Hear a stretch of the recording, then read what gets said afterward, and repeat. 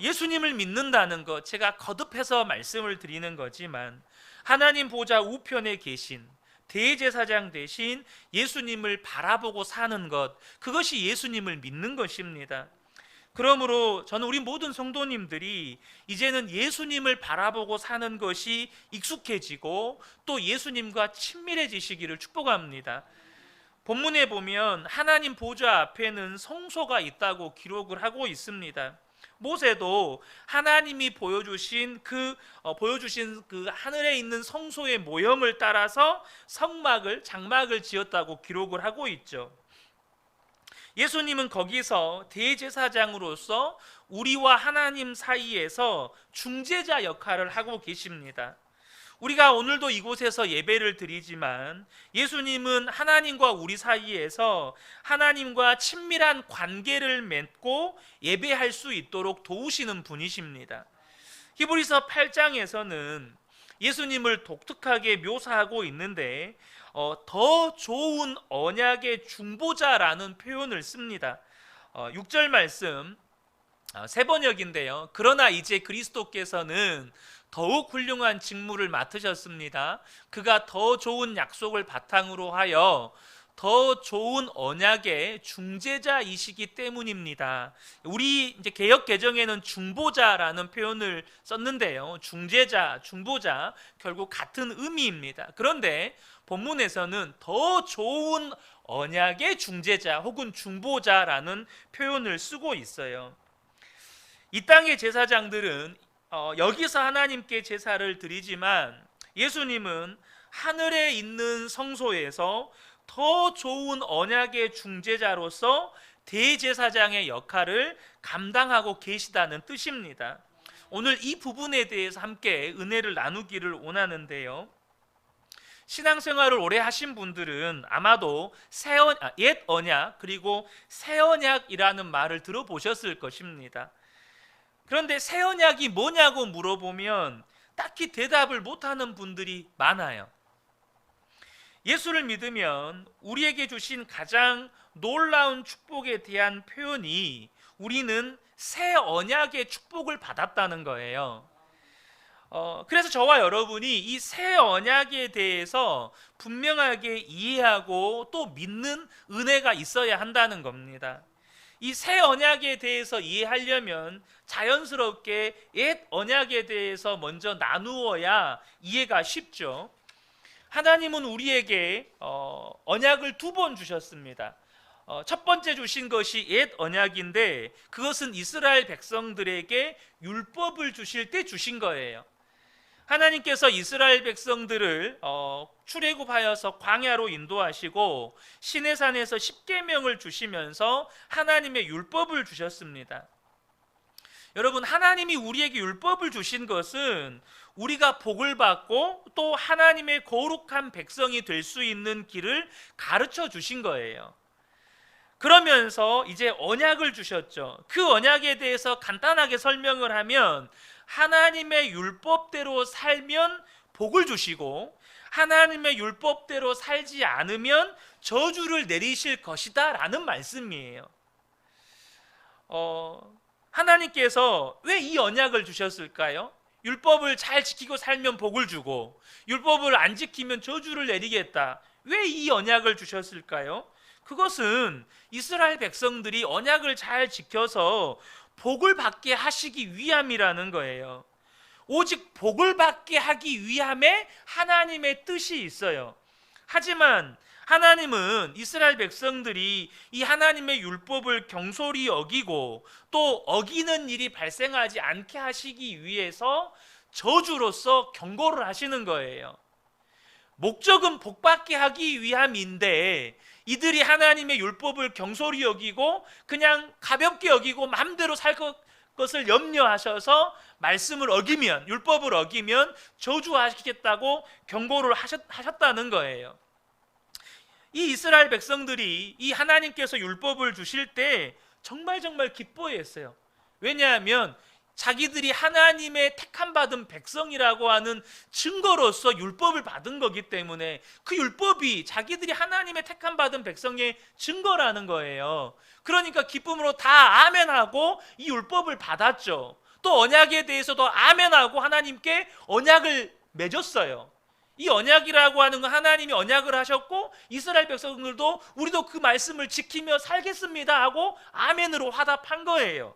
근데 문제는 이 율법을 지키고 싶은 마음이 있어도 실제로 살면 자꾸 율법을 어기게 되는 거예요. 율법을 잊어버리고 이방신을 섬기고 하나님이 주신 약속 이 계명들을 자꾸 어기게 되는 거죠. 그러니까 하나님께서 어떻게 하셔야 하는 겁니까?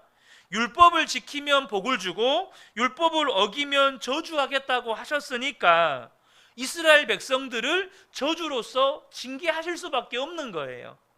결국 그들은 나라를 잃고 유리방황하게 되는 거죠. 그러니까 이스라엘 백성들이 하나님께 징계를 당한 것은 결국 하나님의 계명을 어겼기 때문이라고 거듭해서 성경에서 말씀하고 있어요. 이런 형편이 되니까 하나님은 복을 주기 위해서 율법을 주시고 언약을 맺으셨는데 그 율법을 지키지 못하고 저주를 받고 이렇게 유리방황하니까 하나님의 입장에서는 너무너무 난감한 거죠.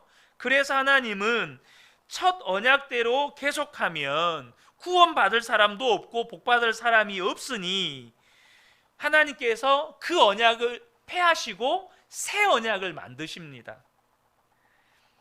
그런데 하나님이 더 좋은 새 언약을 만드신 것에 대해서 많은 성도들이 오해하는 것 가운데 하나가 뭐냐면 율법을 안 지켜도 된다고 생각을 하는 거예요.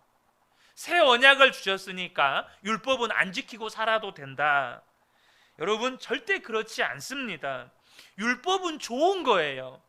율법을 주신 목적이 뭐죠? 이스라엘 백성들에게 구원받는 방법을 가르쳐 주시고 하나님의 뜻대로 사는 길을 가르쳐 주고 하나님의 복을 받을 방법을 가르쳐 주고 우리가 거룩한 백성이 되도록 만드는 방법을 가르쳐 주는 것이 율법의 목적이에요. 문제는 우리 안에 율법대로 사는 힘이 없다는 거죠. 율법이 문제가 아니고 우리 안에 율법대로 살 수 있는 의로움이 없다는 거예요. 율법대로 살 수 있는 힘이 없다는 게 문제인 거예요.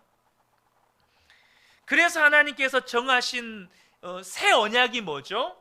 하나님이 우리 안에 들어오셔서 우리의 마음을 완전히 바꾸어 놓으시겠다는 겁니다. 우리가 율법을 지킬 힘이 없으니까 우리 마음에는 율법을 지킬 만한 선한 것도 힘이 없으니까 우리 안에 오셔가지고 우리의 마음을 완전히 바꿔 놓겠다는 거예요. 그게 10절의 말씀입니다. 세번역 성경입니다. 그날 뒤에 내가 이스라엘 집과 맺을 언약은 이것이니 나는 내 율법을 그들의 생각에 넣어주고 그들의 마음에다가 새겨주겠다. 그리하여 나는 그들의 하나님이 되고 그들은 내 백성이 될 것이다. 도대체 새 언약은 뭐고 옛 언약은 뭡니까? 옛 언약은 앞에서 설명드린 것처럼 율법을 주셨고 그 율법을 지키면 복을 주시고 율법을 지키지 않으면 저주하시겠다는 언약이에요. 새 언약은 우리가 율법을 지킬 수 있도록 하나님이 하나님의 자녀들의 마음속에 들어오셔서 그 마음과 생각에다가 하나님의 계명을 아예 기록해 버리시겠다는 것입니다. 그래서 우리의 마음과 생각으로 하나님의 계명을 지키는 자가 되게 해 주시겠다는 것이 새 언약이에요. 하나님께서요, 우리가 율법을 지키게 만들려고 하셨다면 할 수 있어요. 그러니까 예를 들면 우리가 일반적으로 죄라고 여기는 것들, 뭐 술, 도박, 마약, 뭐 매춘 이런 거요, 하나님이 다 없애버리실 수도 있어요. 더 쉽게 우리가 하나님의 말씀을 지키지 않으면 즉시 벼락이나 불을 내려가지고 그 사람을 데려가실 수도 있어요. 여러분, 우리가 곳곳에서 옆에 지나간 사람이 벼락 맞아 죽어요. 또 저기 가다 보니까 불 맞아서 죽어요. 다 알아요. 저게 왜 그랬는지. 아, 저 사람이 하나님의 말씀을 어겨서 저렇게 죽는구나. 그러면 말씀을 어길 사람이 없어요. 하나님은 얼마든지 그렇게 하실 수 있는데, 하나님은 우리가 두려워서 하나님의 계명을 지키는 것을 기뻐하지 않으신다는 거예요. 두려워서 하나님을 믿는 건 그건 율법이에요. 그렇게 하나님을 믿는 걸 원치 않는다는 거예요. 하나님은 얼마든지 그렇게 하실 수 있지만 그렇게 하고 싶지 않으셨어요. 그래서 택하신 방법이 새 언약이에요. 바로 하나님이 우리 속에 들어오시는 거예요. 그것을 에레미야나 에스겔 같은 선지자가 말씀을 통해서 이미 예언했어요. 에레미야 31장 33절 한 절만 보겠습니다.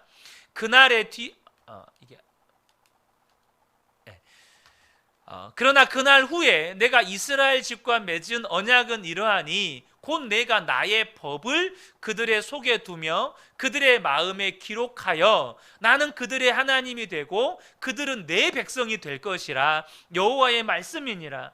우리가 자주 인용하는 에스겔 말씀에도 동일한 말씀이 기록이 되어 있죠. 하나님께서 우리의 마음에다가 하나님의 법을 아예 기록하고 새겨버리시겠다는 거예요. 이 엄청난 하나님의 새 언약이 예수 그리스도를 통해서 이루어집니다.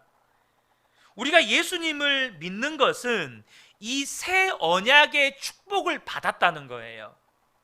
여러분, 우리가 예수님 하면 십자가에서 죽으신 예수님을 생각합니다. 나를 위해 보배 피를 흘려주셨다. 왜 그렇게 하셨습니까? 우리 죄를 사하시려고 그렇게 하신 거예요. 그래서 우리는 예수님을 믿어서 모든 죄 사함을 받았어요. 그런데 여기에서 끝이 아니라는 겁니다. 새 언약은 우리가 예수를 믿으면 우리의 모든 죄가 사함 받는다 해서 끝나는 게 아니라는 거예요.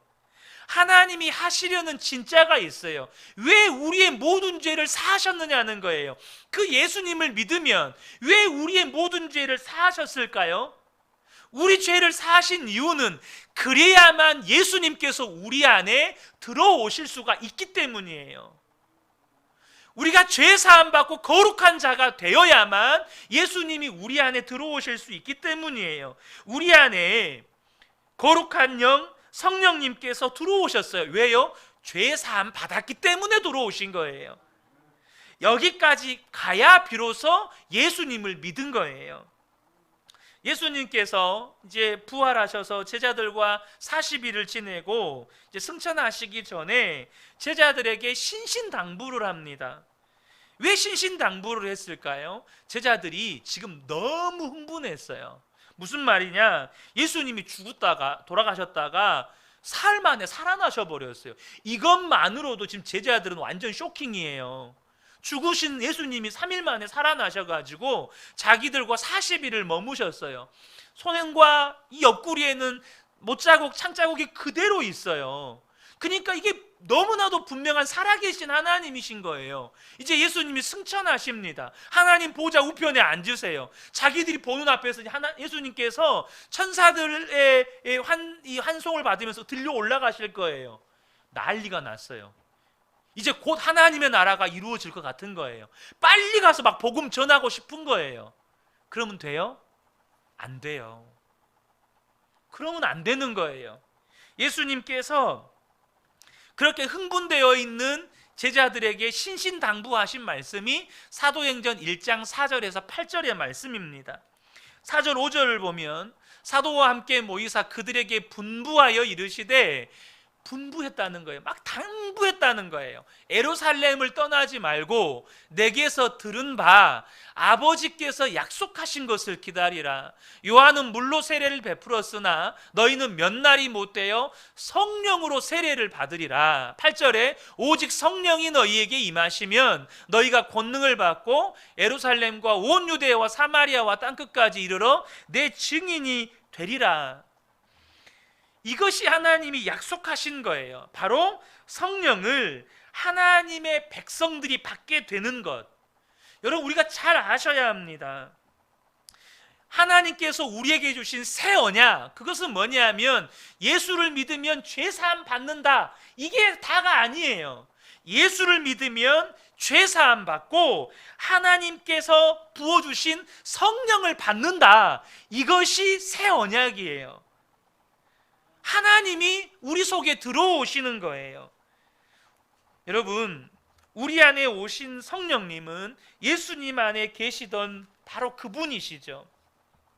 고린도후서 1장 22절을 보면 그가 또한 우리에게 인치시고 보증으로 우리 마음에 성령을 주셨느니라. 여러분, 모든 그리스도인들에게 이 새 언약의 성취가 이루어졌어요. 그래서 우리는 하나님이 정말 살아계신 하나님이신 것을 알아요. 예수님이 살아계신 주님이신 것을 다 알아요. 왜요? 예수님이 내 안에 계시니까. 그래서 우리는요, 서로에게 예수님 믿으세요? 하나님은 살아계신 하나님이십니다, 말할 필요도 없어요. 예수 믿는 성도들끼리는요. 왜요? 하나님을 다 마음에 모시고 사니까.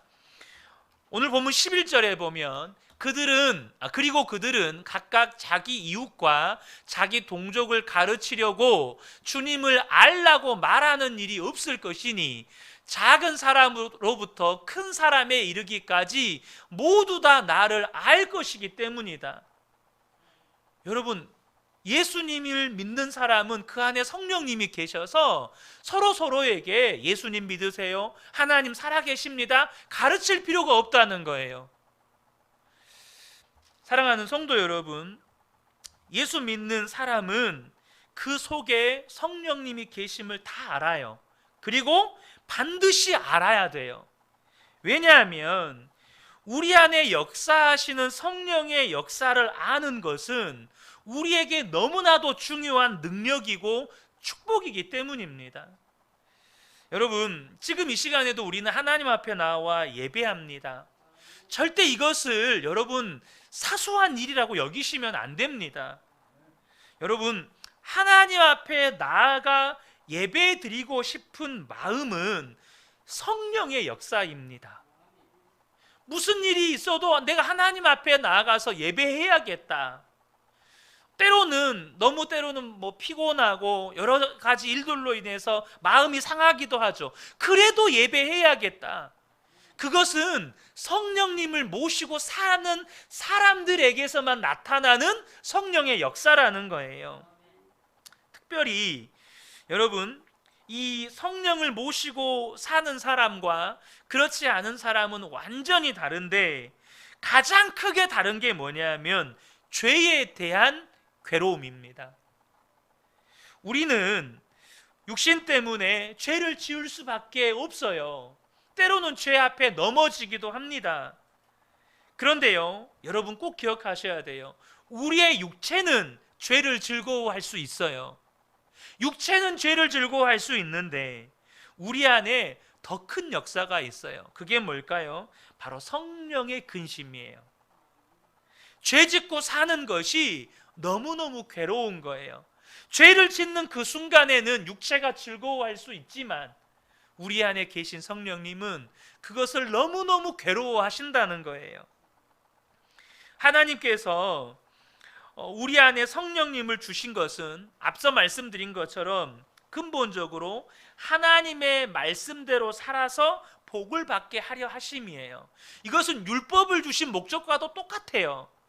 하나님의 말씀대로 살아서 복을 받게 하시려고 성령을 주신 거예요. 그런데 우리 안에 성령의 근심을 느끼죠. 내가 예배를 제대로 드리지 못한 거, 혹은 11조를 제대로 드리지 못한 거, 용서하지 못하고 사랑하지 못하고 거룩하게 살지 못하고 복음을 전할 기회가 있었는데도 그걸 외면하고 그렇게 괴로움 속에 살아요. 그런데 여러분, 우리가 먼저 기억해야 될 건 뭐냐면 성령의 근심 자체가 감사 제목이라는 거예요. 왜 그럴까요? 다른 사람은 느끼지 못하는 성령의 근심을 내가 느끼고 산다. 이게 뭘 뜻하는 걸까요? 성령님이 나를 떠나지 않으시고 내 안에서 여전히 역사하고 계시다는 뜻입니다. 그래서 성령의 근심 자체도 성령의 역사이기 때문에 성령의 근심을 느낀다는 것 자체도 감사 제목인 거예요. 성령님 나를 떠나지 않아 주셔서 감사합니다. 내 안에 성령의 근심을 깨닫게 해주셔서 감사합니다. 내 안에 말씀대로 살라고 나를 호통쳐 주셔서 감사합니다. 이 감사의 제목이 되는 거예요. 그런데 하나님의 계획은 그저 성령의 근심만 느끼게 하는 게 아니라는 게 중요합니다. 우리의 문제는 뭐냐면 많은 성도들이 성령의 근심만 느끼며 산다는 거예요. 하나님의 계획은 하나님의 말씀대로 살 수 있게 해주시는 거예요. 근데 많은 성도들이 하나님의 말씀대로 못 사는 것에 대한 성령의 근심만 느끼고 산다면 성령을 우리에게 부어주신 목적대로 못 사는 거예요. 우리에게 성령을 부어주신 건 우리의 마음이 완전히 바꾸어져서 하나님의 말씀대로 살게 하시려고 하심이라는 겁니다. 여러분, 지금 우리가 그렇게 경험하지 못하고 있어도 성령님이 내 안에서 어떻게 하실 것인지에 대해서는 분명히 아셔야 돼요. 뭡니까? 우리를 반드시 말씀대로 사는 사람으로 이끌어 가신다는 거예요. 그래서 우리의 마음을 먼저 바꾸시는 거예요. 하나님의 말씀대로 살고 싶은 마음을 우리 안에 부어주시는 거예요. 에스겔 11장 19절을 보면 내가 그들에게 한 마음을 주고 그 속에 새 영을 주며 그 몸에서 돌 같은 마음을 제거하고 살처럼 부드러운 마음을 주어 라고 말씀하죠. 성령님이 우리 안에 오셔서 하시는 일이 살처럼 부드러운 마음을 주신다는 거예요. 이 살처럼 부드러운 마음이 뭐냐면 하나님의 말씀대로 살고 싶은 마음이에요. 마음이 하나님의 말씀대로 살고 싶어지면 하나님의 말씀대로 사는 게 뭐가 어려워요? 당장 사람이 돈 벌고 싶어지면 돈 벌려고 내 삶의 모든 걸 거기에다 맞춰요. 죽도록 돈 벌고 싶어요. 그러면 죽도록 돈 벌려고 내 삶에 바꿔간다니까요. 근데 내 마음 안에 죽도록 순종하고 싶어요. 죽도록 말씀대로 살고 싶어요. 그러면 내 삶이 그렇게 바뀌어져 가는 겁니다. 성령의 역사를 따라 내 삶은 바꿔져 가는 거예요. 빌립보서 2장 13절을 보면 하나님은 여러분 안에서 활동하셔서 여러분으로 하여금 하나님을 기쁘시게 해드릴 것을 염원하게 하시고 실천하게 하시는 분이십니다. 우리 개역개정에는 마음에 소원을 두고 행하게 하시나니 이렇게 기록이 되어 있어서 좀 의미를 언뜻 이해하기가 조금 순간 멈칫되어지는 게 있는데요. 우리 마음 안에 하나님 말씀대로 살고 싶도록 만든다는 거예요. 실제로 그렇게 살도록 역사하신다는 겁니다. 하나님께서 우리 안에서 그렇게 해주신다는 거예요. 그것이 심지어 즐겁기까지 하게 해주신다는 거예요. 로마서 7장 22절을 보면 내 속사람으로는 하나님의 법을 즐거워하되 라고 말씀합니다. 하나님의 말씀이 즐거운 거예요. 시편 1편 1절과 2절을 봐도 복 있는 사람은 오직 여호와의 율법을 즐거워하여 그 율법을 주야로 묵상하는도다. 하나님의 말씀이 즐거운 거예요. 아마 여기에 계시는 분들도 하나님의 말씀을 듣고 하나님의 말씀을 아는 것이 즐거운 분들이 계실 겁니다. 하나님의 복음에 대해서 눈이 뜨이는 것이 마음의 기쁨이 되시는 분들이 계실 거예요. 누가 그렇게 하셨습니까? 여러분 태어날 때부터 그런 분이셨습니까? 그렇지 않아요. 여러분 안에 계신 성령님이 그렇게 여러분의 마음을 바꾸시고 결국에는 하나님의 말씀대로 살도록 이끌어 가시는 것입니다. 그런데 앞서 말씀드린 것처럼 왜 많은 성도들이 성령의 근심만 느끼지 성령님께서 내 마음을 완전히 바꾸시고 뒤집어 엎는 것을 경험하지 못하는 걸까요? 이유는 우리가 성령님을 주목하지 않고 정말로 성령님의 인도하심, 성령님의 역사하심에 순종하지 않기 때문입니다. 성령님이 내 안에 계신 것을 알지만 성령님을 별로 생각하지 않고 사는 거예요. 데살로니가 전서 5장 17절 잘 아시죠? 쉬지 말고 기도하라. 여러분, 이 말씀을 여러분 어떻게 받으십니까? 쉬지 않고 기도해? 어떻게 그렇게 하냐? 이 말씀을 기쁨으로 받기보다는 부담으로 받는 성도들이 정말 많아요. 여러분, 쉬지 말고 기도하라는 말씀이 부담입니까? 기쁨입니까?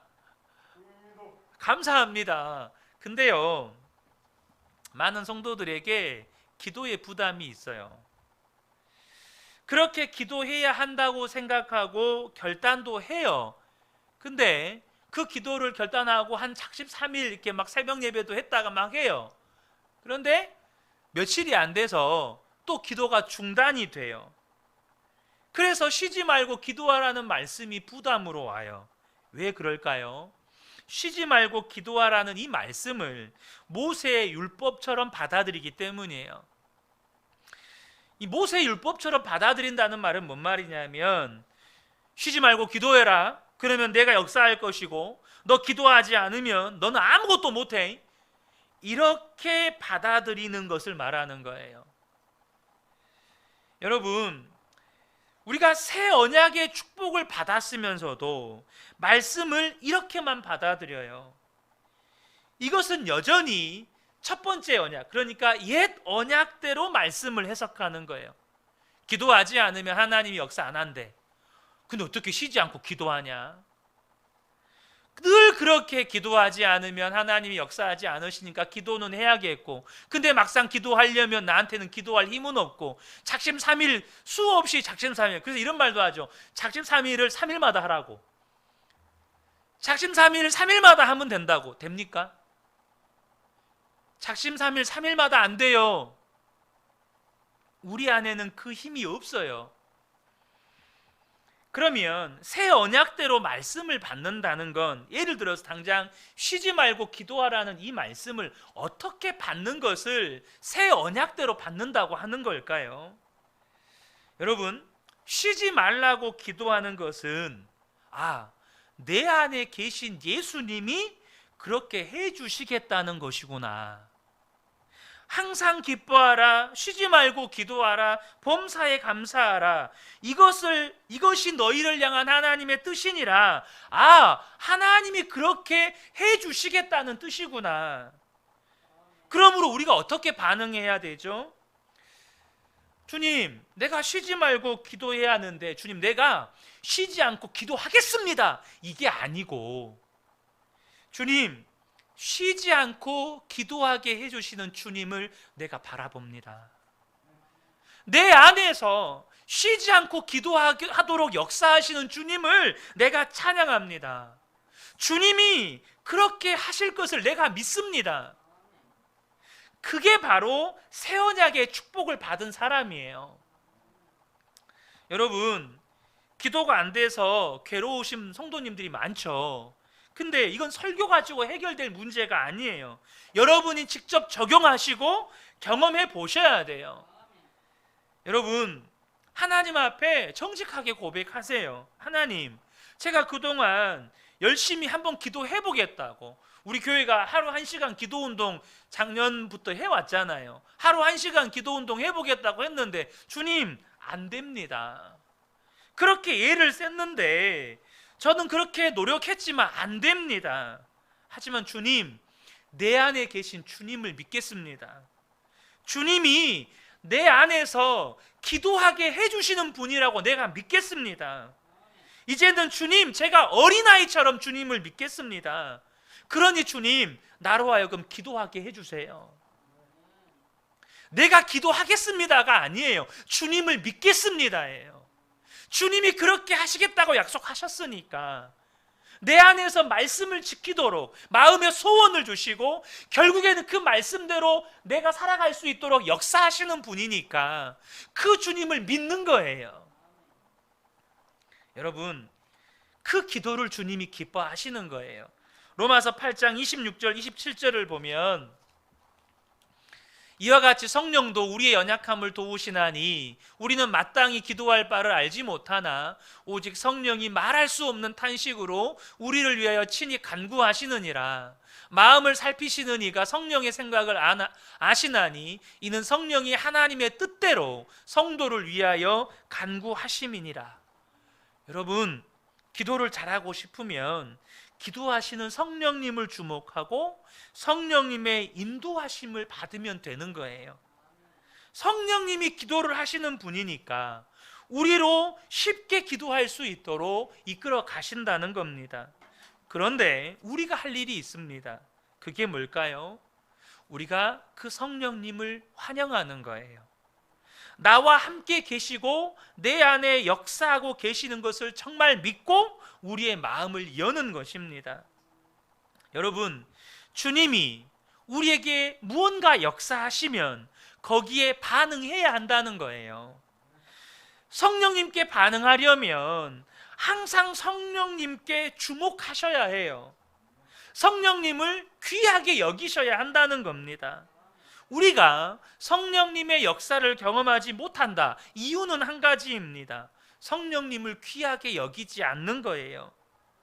성령님이 주시는 생각을 마치 신문지 사이에 끼어있는 광고 전단지 취급해요. 여러분, 신문지 사이에 예전에 막 광고 전단지 많이 끼워서 이렇게 넣었잖아요. 여러분, 그 광고 전단지 어떻게 하셨습니까? 바로 쓰레기통에 집어넣으셨죠. 보통 그러다가 어쩌다 한 번씩 이런 뭐 할인 행사라든지 이런 내가 원하는 뭐 항목이 있으면 그때는 보는 거예요. 마치 성령님이 주시는 생각을 신문지 사이에 끼어있는 광고 전단지 취급을 하는 거예요.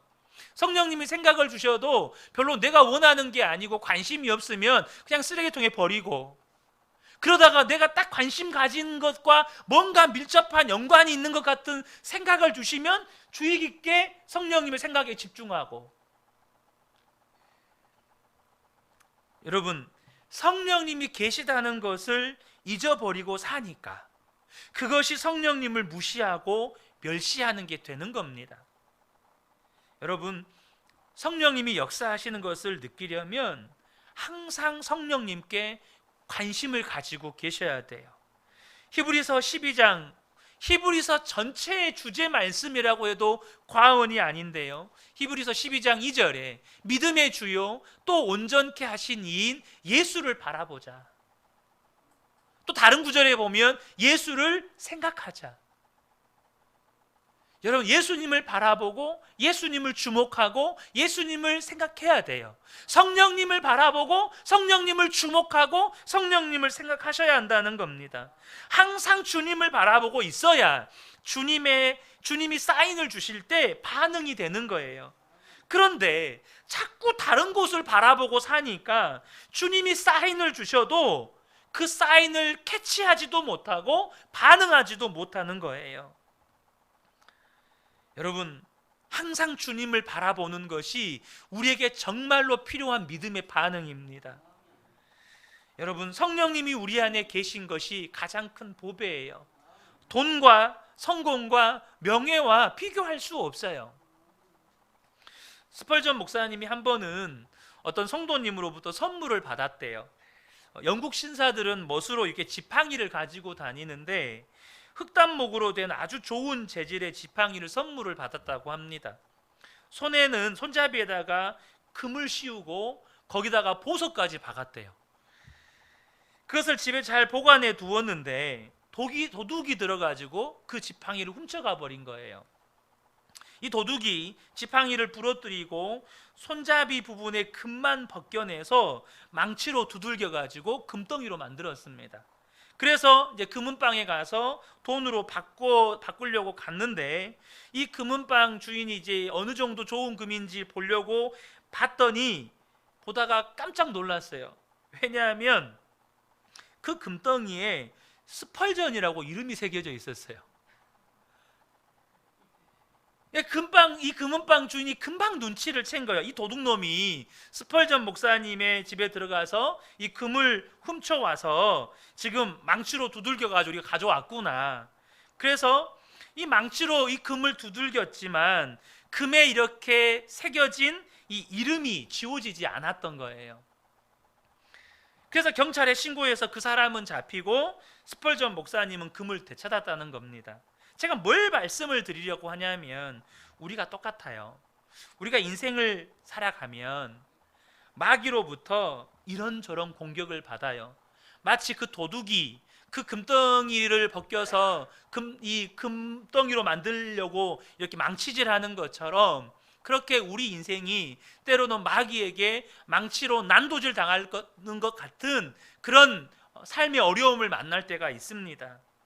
그런데요, 저와 여러분이 꼭 기억하셔야 합니다.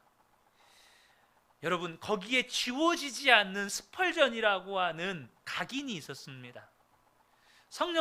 하나님께서 우리 안에 인을 치신 게 있어요. 그게 뭐죠? 성령님이십니다. 우리가 그런 어려움을 만나서 때로는 우리의 마음이나 우리의 심령이 곤고해지고 정말로 마음이 힘들 때 있죠.